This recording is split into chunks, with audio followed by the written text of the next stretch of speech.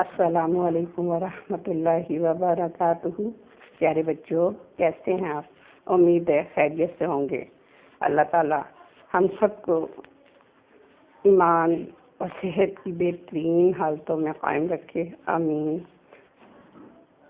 آج ہم پڑھنے لگے ہیں پیارے نبی صلی اللہ علیہ وآلہ وسلم کی دن رات کی مصروفیات کیا تھیں، اور وہ کس طرح انہوں نے اپنی زندگی میں جو عمل کیے اور جو باتیں اپنے صحابہ کرام کو بتائیں وہ کیا تھی، اس میں سے ہم چند باتیں آج آپ سے شیئر کریں گے تاکہ ہم اپنے صبح اور شام کو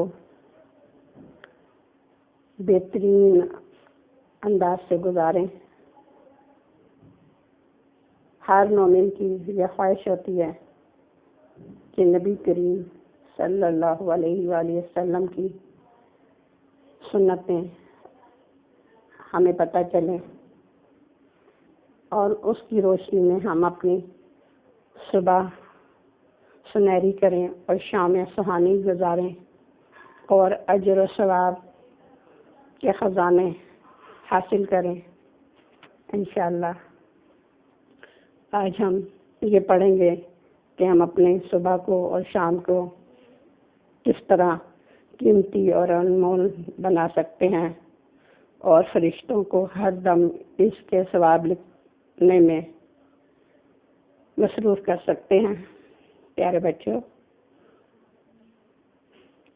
جو شخص حضور صلی اللہ علیہ وآلہ وسلم کی سنتوں پہ عمل کرتے ہیں ان کے درجات میں مسلسل بلندی ہوتی ہے، ان کے گناہ مٹ جاتے ہیں۔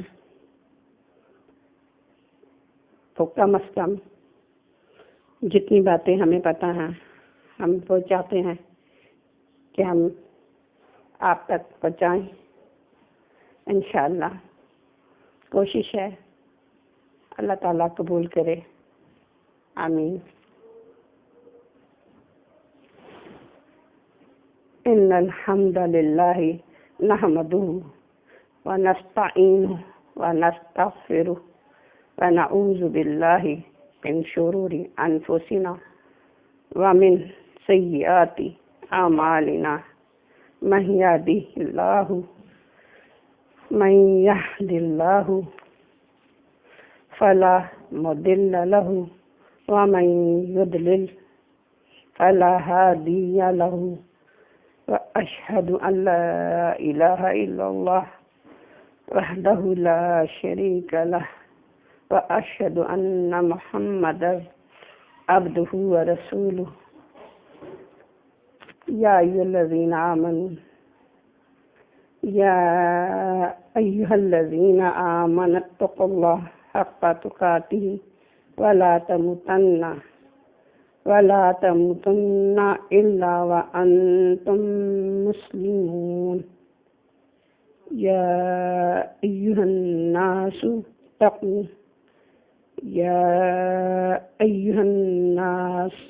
اتقوا ربكم الذي خلقكم من نفس واحدة فخلق منها زوجها وبث منهما رجالا كثيرا ونساء واتقوا الله الذي تساءلون به والأرحام إن الله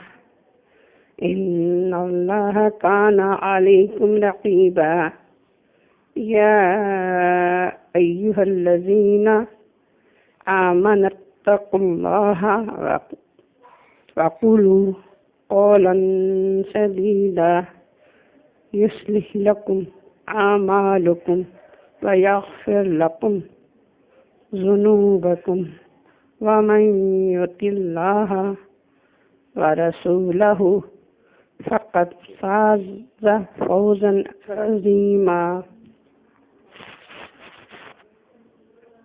الحمد للہ رب العالمین والصلاة والسلام علی اشرف الانبیاء والمرسلین وعلى آلہ وصحبہ اجمعین، اما بعد۔ پیارے بچوں، جیسا کہ میں نے آپ کو پہلے بتایا کہ آج ہم سنتوں کے بارے میں کچھ باتیں آپ کو بتاتے ہیں تاکہ ہم نبی کریم صلی اللہ علیہ وآلہ وسلم کی سنتوں پہ عمل کر کے اپنے صبح اور شام اپنی پوری زندگی کو آپ صلی اللہ علیہ وآلہ وسلم کے طریقے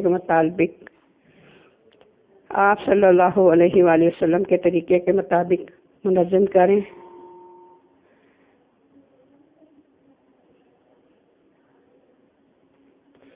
ذوالنون مصری رحمۃ اللہ علیہ کہتے ہیں، اللہ تعالیٰ سے محبت کی علامت میں سے ایک علامت یہ بھی ہے کہ انسان رسول اللہ صلی اللہ علیہ وسلم کی عادات اور ان میں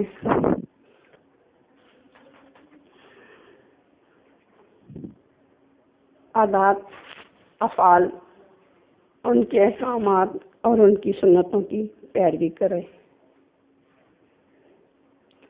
فرمان الہی ہے، قل ان کنتم تحبون اللہ واتبعونی یحببکم اللہ ویغفر لکم ذنوبکم واللہ غفور رحیم۔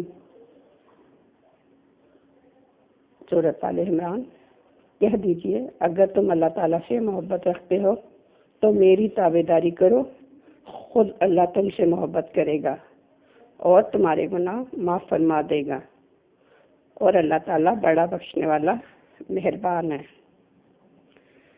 حسن بصری رحمۃ اللہ علیہ کہتے ہیں، اللہ تعالیٰ کی محبت کی علامت اس کے رسول صلی اللہ علیہ وآلہ وسلم کی سنت کی پیروی کرنا ہے۔ کسی مومن کا اللہ کے ہاں کتنا مقام ہوتا ہے، اس کا دار و مدار بھی رسول اللہ صلی اللہ علیہ وآلہ وسلم کی اتباع پر ہے۔ سو جس قدر زیادہ سے زیادہ آپ نبی کریم صلی اللہ علیہ وآلہ وسلم کی سنتوں کا پیروکار ہوگا، اتنا زیادہ وہ اللہ کے ہاں لائق و احترام ہوگا۔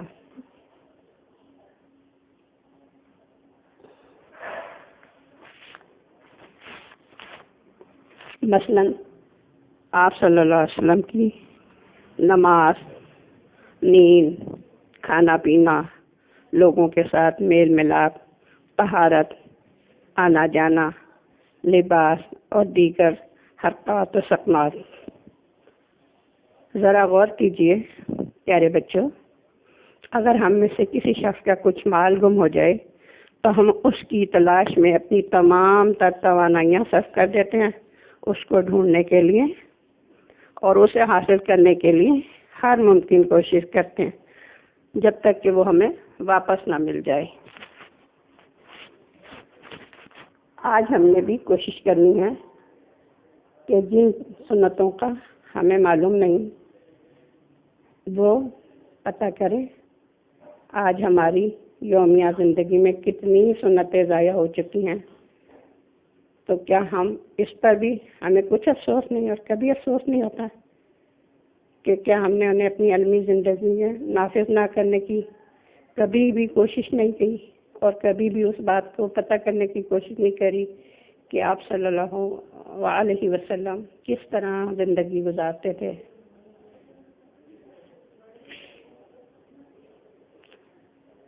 حقیقت میں یہ ایک بہت بڑا المیہ ہے کہ آج ہم دین و دینار کے بندے بن گئے ہیں۔ دنیا ہمیں بہت محبوب ہو گئی ہے اور ہم نے سنت نبویہ سے زیادہ اہمیت دین و دینار کو دیے ہوئے ہیں۔ اگر ہم آج لوگوں سے کہیں کہ ایک سنت پر عمل کرنے کے اتنا مال ملے گا تو آپ دیکھیے گا بچوں کہ لوگ اپنی زندگی کے معمولات میں صبح سے لے کر شام تک زیادہ سے زیادہ سنتوں پہ عمل کرنے کی کوشش کریں گے، کیونکہ انہیں ہر سنت پر عمل کے بدلے مال نظر آ رہا ہوگا۔ لیکن خدا را یہ تو بتائیے، کیا یہ مال اس وقت آپ کو کوئی فائدہ پہنچا سکے گا؟ کوئی ان سے پوچھے ہم جیسے لوگوں سے کوئی پوچھے، ہم اگر آج ہمارے نبی ہمارے سے یہ بات پوچھیں کہ آج جو تم میری سنتوں کو نہیں اپنا رہے، تو اس وقت جب ہم زمین میں مٹی میں قبر میں لیٹ جائیں گے، زندگی چلے جائیں گے، تو اس وقت ہمارا کیا بنے گا؟ کیا یہ مال ہمارے کوئی کام آئے گا؟ فرمان الہی ہے، بل تؤثرون الحیات الدنیا والآخرۃ خیر وابقی، لیکن تم تو دنیا کی زندگی کو ہی ترجیح دیتے ہو، حالانکہ آخرت بہت بہتر اور باقی رہنے والی ہے۔ یاد رکھیے بچوں، جس بھی سنت کا ہم یہاں ذکر کریں گے وہ کوئی چھوٹا عمل نہیں ہوگا، ہر سنت ایک اپنے اندر بہت بڑا عمل لیے ہوئے ہے، جس کے کرنے پر ہمیں بہت ثواب ملتا ہے۔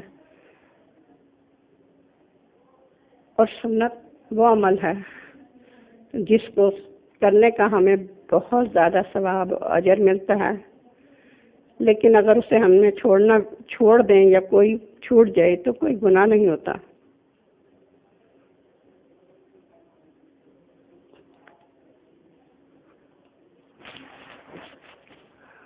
ہم سب نے مل کر ایک کوشش کی ہے، اور ہمارے ایک اندازے کے مطابق اور صالحین کی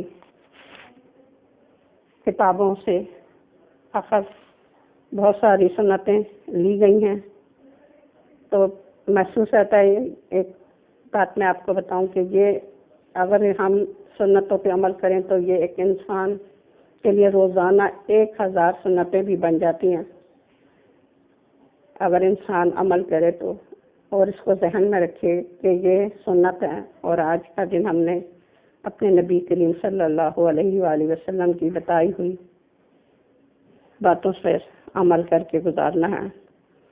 تو اگر روزانہ 1000 بنے تو ایک ماہ میں 30,000 سنتوں پر عمل کیا جا سکتا ہے۔ کتنا بد نصیب ہے وہ انسان جو ان سنتوں کو سرے سے جانتا ہی نہ ہو، یا جانتا تو ہو لیکن پر عمل نہ کرتا ہو۔ یاد رکھیے کہ سنت رسول صلی اللہ علیہ وآلہ وسلم پر عمل کے فوائد بہت زیادہ ہیں۔ ان میں سے چند فوائد یہ ہیں: سنت پر عمل پیرا ہونے سے بندہ مومن اللہ تعالیٰ کی بندے مومن کو اللہ تعالیٰ کی محبت نصیب ہوتی ہے۔ فرائض میں جو کمی کوتاہی رہ جاتی ہے وہ ان سنتوں پر عمل کرنے کی وجہ سے پوری کر دی جاتی ہے۔ اتباع سنت کی بنا پر انسان بدعات سے محفوظ رہتا ہے۔ سنت کی پیروی کرنا شاعر الہی کے احترام کا حصہ ہے۔ رسول اللہ صلی اللہ علیہ وآلہ وسلم کی سنتوں کو عمل کے ذریعے سے زندہ کیجیے، کیونکہ یہ چیز آپ صلی اللہ علیہ وآلہ وسلم کے ساتھ کامل اور سچی محبت کی نشانی ہے۔ آپ کے لیے جو ہم نے سنتیں جمع کی ہیں، احادیث بیان کرنے کے لیے جو بھی جمع کیا ہے مواد، تو وہ اتھینٹک ہیں، محدثین کی نظر میں قابل قبول ہیں، اور آپ کو ساتھ ساتھ بتا بھی دیا جائے گا کہ یہ کون سی حدیث ہے۔ صحابہ کرام رضی اللہ عنہم کے نام کا بھی ذکر کیا جائے گا انشاءاللہ تعالی۔ سب سے پہلے میں آپ سے حضور صلی اللہ علیہ وسلم کی نیند کا حال بیان کرتی ہوں کہ آپ نیند سے بیدار ہونے پر کیا کرتے تھے۔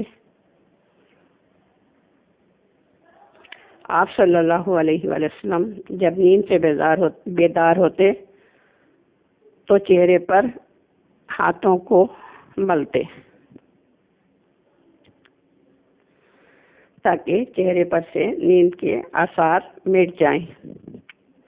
ایک حدیث میں ہے رسول اللہ صلی اللہ علیہ وآلہ وسلم نیند سے بیدار ہو کر اٹھے اور نیند کے آثار کو ختم کرنے کے لیے چہرے پر ہاتھ پھیرنے لگے۔ اسے صحیح بخاری اور مسلم میں روایت کیا ہے۔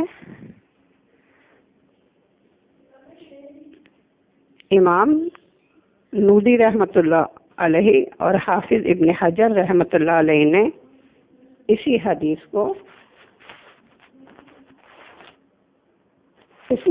کو مستحب قرار دیا ہے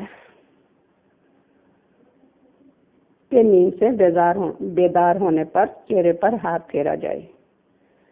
بیدار ہونے کی دعا بھی بتائی گئی کہ آپ کیا پڑھتے تھے؟ الحمدللہ الذی احیانا بعد ما اماتنا والیہ النشور۔ تمام تعریفیں اس اللہ کے لیے ہیں جس نے ہمیں مارنے کے بعد زندہ کیا اور اسی کی طرف اٹھ کر جانا ہے۔ دوسرا کام، آپ صلی اللہ علیہ وسلم مسواک کرتے۔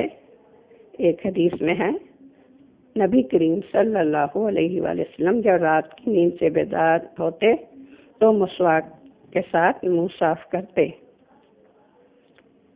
اسے بھی صحیح بخاری اور صحیح مسلم میں روایت کیا۔ چوتھا کام آپ کرتے ہیں ناک جھاڑتے۔ آپ صلی اللہ علیہ وآلہ وسلم کا فرمان مبارک ہے، تم میں سے کوئی شخص جب نیند سے بیدار ہو تو وہ 3 مرتبہ ناک جھاڑے، کیونکہ شیطان اس کے نتنوں میں رات گزارتا ہے۔ اس حدیث کو بھی آپ صحیح بخاری اور صحیح مسلم میں دیکھ سکتے ہیں۔ دونوں ہاتھوں کو 3 مرتبہ دھوتے۔ ارشاد نبی صلی اللہ علیہ وآلہ وسلم ہے، تم میں سے کوئی شخص جب نیند سے بیدار ہو تو اس وقت تک اپنے ہاتھ برتن میں نہ ڈبوئے جب تک اسے 3 مرتبہ دھو نہ لے۔ بیت الخلاء میں داخل ہونے اور نکلنے کی سنت۔ آپ صلی اللہ علیہ وسلم نے فرمایا، جب بیت الخلاء میں داخل ہو جاؤ تو اس وقت کسی کے سلام کا جواب نہ دو۔ بیت الخلاء میں داخل ہونے کی دعا، پیارے بچوں، آپ کو بیت الخلاء میں داخل ہونے کی دعا بھی پڑھائی گئی ہے اور بیت الخلاء سے باہر آنے کے بعد کی بھی دعا پڑھائی گئی ہے۔ امید ہے انشاءاللہ آپ کو وہ یاد ہو گئی ہوگی۔ میں آپ کو یہاں ایک دفعہ پھر بتاتی ہوں۔ اللہم انی اعوذ بک من الخبث والخبائث۔ یہ ہے بیت الخلاء میں جانے کی دعا، یعنی واش روم میں جب جائیں تو۔ اے اللہ، میں تیری پناہ میں آتا ہوں شیطانوں اور شیطانیوں سے، جنوں یعنی جن، شیطان جن آتے ہیں، اور جنیوں سے۔ اس لیے بچوں کہ آپ کو ہمیشہ یاد رہنا چاہیے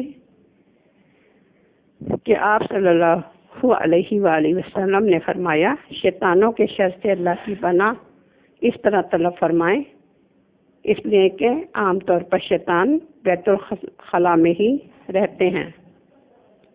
بیت الخلاء سے نکلنے کی دعا، غفرانک، اے اللہ میں تیری بخشش چاہتا ہوں۔ اسے مسلم، بخاری، ترمذی، ابو داؤد اور ابن ماجہ نے روایت کیا۔ پیارے بچوں، یہ دعائیں آپ یاد کر لیں، اس لیے کہ یہ بات آپ یاد رکھیں کہ ہم دن میں اور رات میں کئی مرتبہ واش روم جاتے ہیں، تو ہر مرتبہ ان سنتوں پہ عمل کرنے سے ہمیں اجر ملتا ہے اور ہم اجر کے مستحق بن جاتے ہیں۔ پھر آ جاتے ہیں ہم وضو کی سنتیں۔ وضو گھر میں کرنا۔ ایک مومن مسلمان جب نماز پڑھنے مسجد جاتا ہے تو اس وقت گھر سے وضو کر کے جانا چاہیے۔ ایک حدیث میں ہے کہ رسول اللہ صلی اللہ علیہ وآلہ وسلم نے فرمایا، جو شخص اپنے گھر میں وضو کرتا ہے اور فرض نماز ادا کرنے کی خاطر مسجد کی طرف چل کر جاتا ہے تو اس کے ایک قدم پر اس کی ایک غلطی مٹا دی جاتی ہے اور دوسرے قدم پر اس کا ایک درجہ بلند کر دیا جاتا ہے۔ وضو سے پہلے بسم اللہ پڑھنا چاہیے۔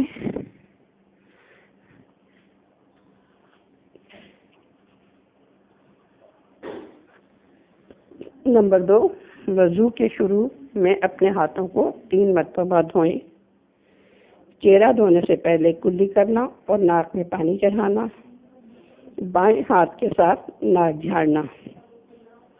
ایک حدیث میں ہے کہ آپ صلی اللہ علیہ وآلہ وسلم نے پہلے اپنے ہاتھوں کو 3 مرتبہ دھویا، پھر کلی کی، پھر ناک میں پانی چڑھایا اور اسے جھاڑا، پھر اپنا چہرہ 3 مرتبہ دھویا۔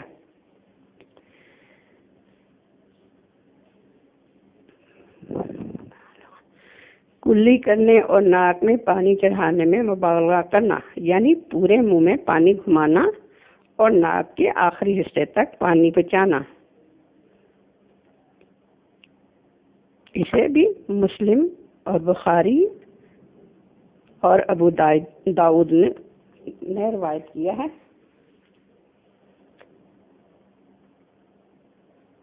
لیکن پیارے بچوں، جب ہم روزے سے ہوں تو ناک میں پانی اس طرح نہیں چڑھائیں کہ ہمارے حلق میں چلا جائے۔ آپ صلی اللہ علیہ وسلم نے فرمایا، آپ صلی اللہ علیہ وآلہ وسلم کی حدیث مبارک کا مفہوم ہے، اور ناک میں پانی چڑھانے میں مبالغہ کیا کرو، الا یہ کہ تم روزے سے ہو۔ ایک ہی چلو سے کلی کرنا اور ناک میں پانی چڑھانا۔ ایک روایت میں ہے کہ نبی کریم صلی اللہ علیہ وآلہ وسلم نے ہتھیلی میں پانی بھرا اور پھر ایک ہی چلو سے کلی کی اور ناک میں پانی چڑھایا۔ کلی کے وقت مسواک کرنا رسول اللہ صلی اللہ علیہ وآلہ وسلم کا فرمان مبارک ہے۔ اگر مجھے امت کی مشقت کا خوف نہ ہوتا تو میں انہیں ہر وضو کے وقت مسواک کرنے کا حکم دیتا۔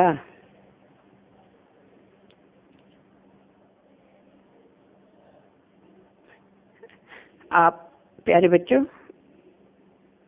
اسے بھی ابو داؤد، ابن ماجہ، بخاری شریف اور مسلم اور سنائی میں روایت کیا۔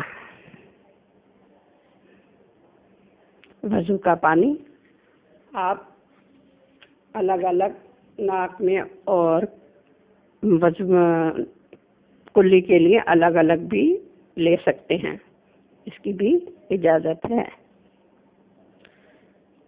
چہرہ دھوتے ہوئے گھنی داڑھی کا خلال کرنا۔ جو بچے بڑے ہیں ماشاءاللہ اور ان کے والدین جن کی داڑھی ہے ماشاءاللہ الحمدللہ اور گھنی ہے، تو آپ صلی اللہ علیہ وسلم کا اس کے بارے میں کیا فرمانا ہے؟ رسول اللہ صلی اللہ علیہ وآلہ وسلم وضو کے دوران اپنی داڑھی کا خلال کیا کرتے تھے۔ مسنون کیفیت کے مطابق مسح کرنا۔ رسول اللہ صلی اللہ علیہ وآلہ وسلم اپنے دونوں ہاتھوں کو سر کے شروع سے گدی تک لے کر جاتے، پھر انہیں اسی طرح سر کے شروع تک واپس لے آتے۔ یاد رکھیں کہ مسح مسنون طریقے کے مطابق ہی کرنا چاہیے، کیونکہ مسنون طریقے سے ہٹ کر کیا ہوا کوئی بھی عمل مقبول نہیں۔ ہاتھ پاؤں کی انگلیوں کا خلال کرنا۔ حدیث مبارکہ میں ہے کہ رسول اللہ صلی اللہ علیہ وآلہ وسلم نے فرمایا، مکمل وضو کیا کرو اور انگلیوں کے درمیان خلال کیا کرو۔ ہاتھ اور پاؤں دھوتے ہوئے پہلے دایاں ہاتھ پاؤں کو دھونا۔ حدیث میں ہے رسول اللہ صلی اللہ علیہ وآلہ وسلم کو دائیں طرف پسند تھی۔ جوتا پہنتے ہوئے اور طہارت میں بھی چہرہ، ہاتھ، بازو اور پاؤں کو ایک سے زیادہ مرتبہ 3 مرتبہ دھونا۔ پیارے بچوں، وضو میں چہرہ اور ہاتھ، بازو اور پاؤں کو ایک دفعہ دھونا فرض ہے، لیکن 3 مرتبہ دھونا سنت ہے۔ پیارے بچوں، پانی بہاتے ہوئے اعضائے وضو کو ملنا، حسب ضرورت پانی استعمال کرنا۔ حدیث میں ہے کہ نبی کریم صلی اللہ علیہ وآلہ وسلم ایک مد پانی سے وضو کیا کرتے تھے۔ اسے ابو داؤد، بخاری، مسلم نے روایت کیا۔ بازو اور پاؤں دھوتے ہوئے مبالغہ کرنا۔ ایک حدیث میں ہے، سیدنا ابو ہریرہ رضی اللہ عنہ جب وضو کرتے تو اپنے بازوؤں کو کندھے تر اور اپنے پاؤں کو پنڈلیوں تک دھوتے اور پھر کہتے، میں نے رسول اللہ صلی اللہ علیہ وآلہ وسلم کو اسی طرح وضو کرتے ہوئے دیکھا تھا۔ مکمل وضو کرنا اور ہر عضو کو اچھی طرح دھونا۔ وضو کے بعد یہ دعا پڑھنا، اشہد ان لا الہ الا اللہ وحدہ لا شریک لہ واشہد ان محمدا عبدہ ورسولہ۔ میں گواہی دیتا ہوں کہ اللہ کے سوا کوئی معبود برحق نہیں، وہ اکیلا ہے، اس کا کوئی شریک نہیں، اور میں گواہی دیتا ہوں کہ محمد صلی اللہ علیہ وآلہ وسلم اس کے بندے اور اس کے رسول ہیں۔ اسے مسلم نے روایت کیا۔ اس دعا کے پڑھنے کی فضیلت یہ ہے کہ پڑھنے والے کے لیے جنت کے 8 دروازے کھول دیے جاتے ہیں، وہ جس میں سے چاہے جنت میں داخل ہو جائے۔ سبحان اللہ۔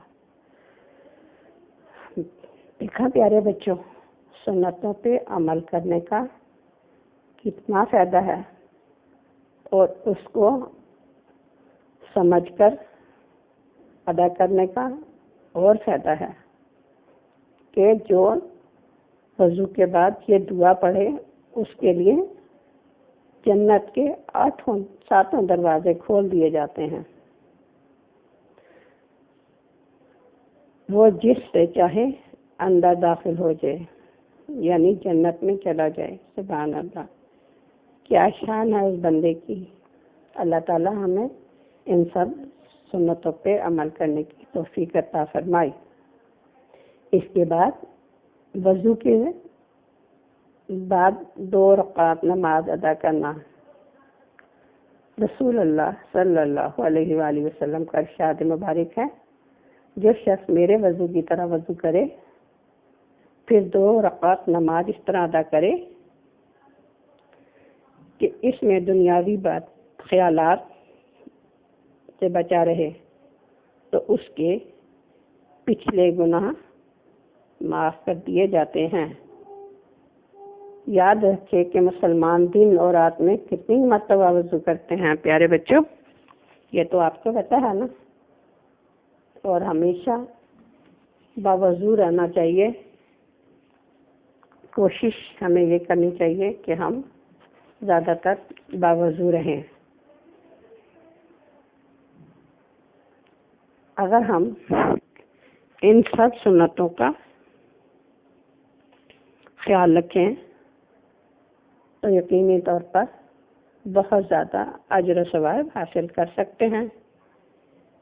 ان سنتوں کے مطابق وضو کرنے سے کتنا ثواب ملتا ہے یہ تو آپ نے سیکھ لیا، سن لیا۔ جو شخص اچھی طرح وضو کرے اس کے گناہ اس کے جسم سے، حتیٰ کہ اس کے ناخنوں کے نیچے سے بھی نکل جاتے ہیں۔ یہ سب آپ صلی اللہ علیہ وآلہ وسلم کا فرمان مبارک ہے۔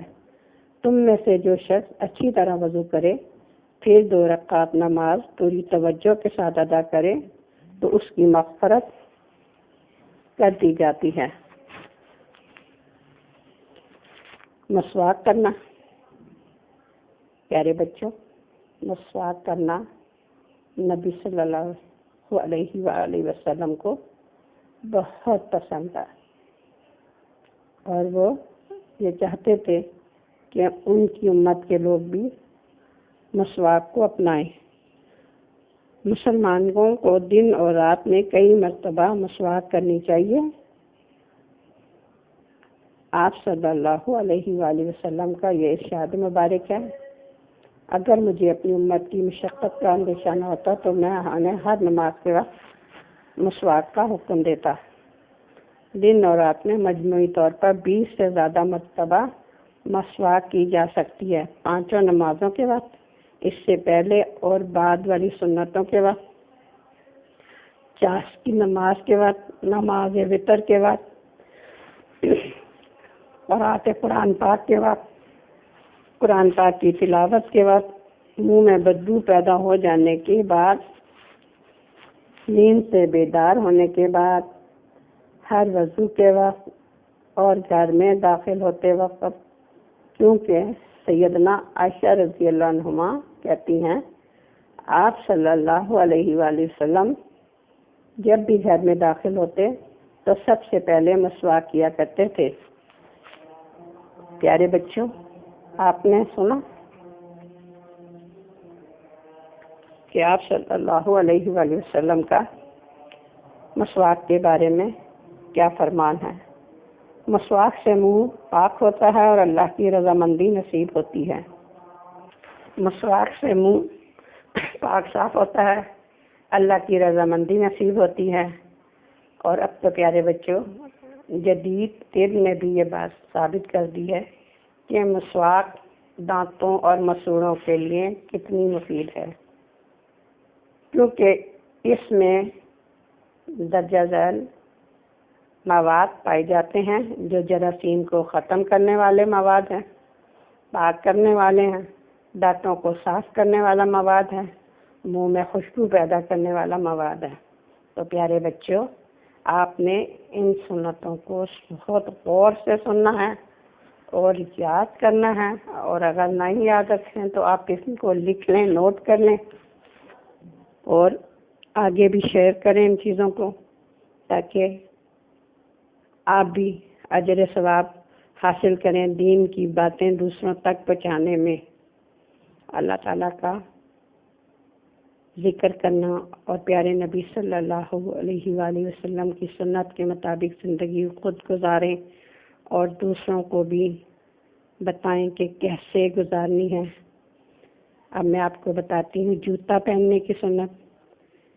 ارشاد نبی صلی اللہ علیہ وآلہ وسلم ہے، تم میں سے کوئی شخص جب جوتا پہننے لگے تو سب سے پہلے دائیں پاؤں جوتے میں ڈالے، اور جب اتارنے لگے تو سب سے پہلے بایاں پاؤں جوتے سے باہر نکالے، اور یا تو دونوں جوتوں کو پہنے یا پھر دونوں کو اتار دے۔ دونوں جوتے پہنے یا اتارنے کا کیا ہے کہ مطلب ایک پاؤں میں پہنے اور ایک میں نہ پہنے، یہ بات ٹھیک ہے۔ مسلمان دن میں اور رات میں کئی مرتبہ جوتا پہنتے اور اتارتے ہیں، ہے نا بچوں؟ کتنی دفعہ پہنتے ہیں، اتارتے ہیں نا؟ مثلا مسجد جاتے ہوئے، باہر نکلتے ہوئے، حمام میں جاتے ہوئے یعنی غسل خانے جاتے ہوئے، اس سے باہر آتے ہوئے، کسی بھی کام کے لیے گھر سے باہر جاتے ہوئے، اس میں واپس آتے ہوئے، سو ہر مرتبہ ہم بہت دفعہ جوتا پہنتا ہے اور اتارتے ہیں۔ اب ہمیں جوتا پہننے اتارنے میں بھی ان حدیثوں پر، سنتوں پر عمل کرنا ہے، ٹھیک ہے؟ جو حدیث کے ذریعے آپ کو باتیں بتائی جا رہی ہیں ان پر عمل کرنا ہے۔ لباس پہننے کی سنت۔ لباس پہننا بھی تقریباً سارے لوگ دن اور رات میں کتنی دفعہ اپنا ڈریس تبدیل کرتے ہیں، لباس پہنتے اتارتے ہیں۔ لباس کو اتارنے اور پہننے کے کئی مقاصد ہوتے ہیں۔ غسل کرنے جاتے ہیں تب لباس اتارتے ہیں، پہنتے ہیں۔ نیند کے لیے بعض بچے، بعض گھر میں عموماً نیند کے لیے بھی ایک لباس ہوتا ہے جو نیند کے وقت سونے کے ٹائم پہن لیا جاتا ہے اور صبح اٹھتے ہیں تو اتار دیتے ہیں۔ جب ہم صبح نیند سے بیدار ہوتے ہیں تو وہ لباس چینج کر دیتے ہیں اور دوسرا لباس ریب تن کر لیتے ہیں۔ تو ہر مرتبہ لباس پہننے اور اتارنے کی سنتوں کا خیال رکھنا چاہیے اور اس پر عمل کرنا چاہیے۔ ایسا لباس نہ پہنے جو اس کے لیے شہرت کا سبب بنے اور وہ اسے پہن کر تکبر کرے اور باقی لوگوں کو حقیر جاننا شروع کر دے۔ تو پیارے بچوں، آپ نے یہ بات بھی سنی کہ آپ کا کیا فرمان تھا کہ لباس ایسا پہنا جائے جو صاف ستھرا ہو، خوبصورت ہو۔ بے شک آپ بہت زیادہ قیمتی بھی پہنے، اس کی ممانعت نہیں ہے، لیکن اس لباس کو پہن کر مقصد یہ ہے کہ آپ تکبر نہ کریں اور اپنے جیسے دوسرے لوگوں کو حقیر نہ جانیں کہ ہمارے پاس اتنا مہنگا اور اتنا بہترین لباس ہے جو میں نے پہنا ہوا ہے۔ ایسا نہیں ہونا چاہیے۔ لباس پہنے پر تکبر نہ کریں۔ یہ آپ صلی اللہ علیہ وآلہ وسلم کا فرمان مبارک ہے اور اس کو آپ نے بہت سمجھنا ہے۔ رسول اکرم صلی اللہ علیہ وآلہ وسلم جب کوئی بھی کپڑا، قمیص، چادر یا پگڑی پہنتے تو یہ دعا کرتے: اللہم لک الحمد انت کسوتہ انی اسألک من خیرہ وخیر ما صنع لہ واعوذ بک من شرہ وشر ما صنع لہ۔ اے اللہ، تیرے ہی لیے تعریف ہے کہ تو نے مجھے یہ لباس پہنایا۔ میں اس لباس کی بھلائی کا اور جس کے لیے یہ بنایا گیا ہے اس کی بھلائی کا تجھ سے سوال کرتا ہوں، اور میں اس کی برائی سے اور جس کے لیے یہ بنایا گیا ہے اس کی برائی سے تیری پناہ چاہتا ہوں۔ لباس پہلے دائیں طرف سے پہنے۔ نبی کریم صلی اللہ علیہ وآلہ وسلم جب بھی لباس پہنتے تو دائیں طرف سے شروع کرتے۔ اسے ابو داؤد، احمد، حکم اور ابن حبان نے تحریر کیا اپنی کتابوں میں، اور حسن ابن ماجہ، ابو داؤد میں بھی روایت ہے۔ پیارے بچوں، اب ہم پڑھیں گے گھر میں داخل ہونے اور اس سے نکلنے کی سنتیں۔ امام نودی رحمۃ اللہ علیہ کا کہنا ہے، گھر میں داخل ہوتے وقت بسم اللہ کا پڑھنا، اللہ کا ذکر کرنا اور گھر والوں کو سلام کہنا سنت ہے۔ گھر میں داخل ہوتے وقت اللہ کا ذکر کرنا ارشاد نبی صلی اللہ علیہ وآلہ وسلم ہے۔ کوئی شخص گھر میں داخل ہوتے وقت اور کھانا کھاتے وقت اللہ کا ذکر کرے تو شیطان اپنے ساتھیوں سے کہتا ہے، اب تم اس گھر میں نہ رہ سکتے ہو اور تمہارے لیے یہاں کھانا بھی نہیں۔ تو پیارے بچوں، شیطان اس گھر سے نکل جاتا ہے۔ اسے ترمذی اور صحیح مسلم میں روایت ہے۔